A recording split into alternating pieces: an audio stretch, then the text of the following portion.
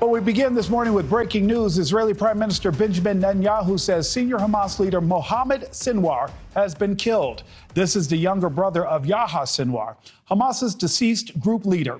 Now, Netanyahu confirms he was killed in an Israeli airstrike in Khan Yunis earlier this month, along with other high-ranking officials.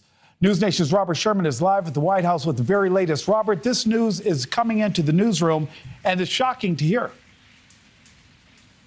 Yeah, Nick, I mean, we had heard these rumblings for about 2 weeks now that Mohammed Sinwar had been killed in a series of strikes that were carried out in the enclave earlier this month.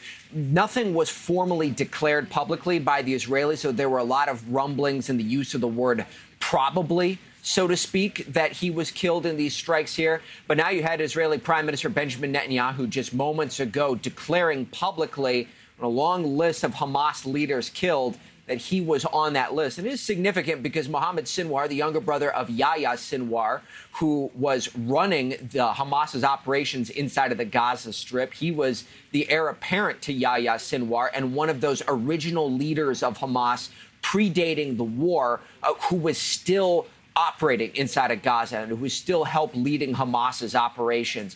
What does this mean now that he has been killed, according to the Israelis? Well, it furthers the power vacuum that we've been discussing about for months on end is taking place inside of the enclave. And there's certainly now not a clear picture as to exactly who will be taking the reins of Hamas going forward. There are some front runners, but nothing has been sorted rather publicly from what we've been able to see here. And then it also, brings to the question exactly, when it comes to Hamas's battalions being able to reform, to reorganize, and to continue their resistance against Israel inside of the enclave, exactly what caliber they will be able to do that. Something that we have noticed over the last few months here, Nick, is that inside of Gaza, there has been a rise in dissent coming from Palestinians who live there, people who have been more publicly outspoken against Hamas, wanting the war to end. That's something that you didn't see before the war began or at the early stages of the war, but you're starting to see more and more now. The big question is, with another major Hamas leader eliminated,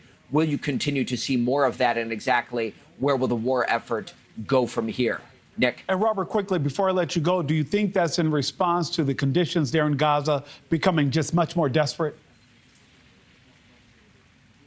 It's hard to say, Nick. I mean, certainly the situation remains rather fluid inside of the enclave on a week-to-week basis. What is clear is that the Israelis have upped the pressure on the enclave in recent weeks. And there has been a message coming from the top of Jerusalem that they do want to achieve those objectives which they let out at the beginning of the war. One of them being bringing all the hostages home, another one being putting Hamas in a position which they are not able to reform or ever pose a threat to Israel again. That is something that the Israelis have really been doubling down on in recent months and emphasizing that they intend to achieve here, and that they have given no indication that they will be swaying from those objectives anytime soon here. Nick. Robert Sherman live at the White House. Robert, thank you so much. Thank you for watching. Subscribe below and download our NewsNation app right now on your phone, and you will get fact-based, unbiased news for all Americans.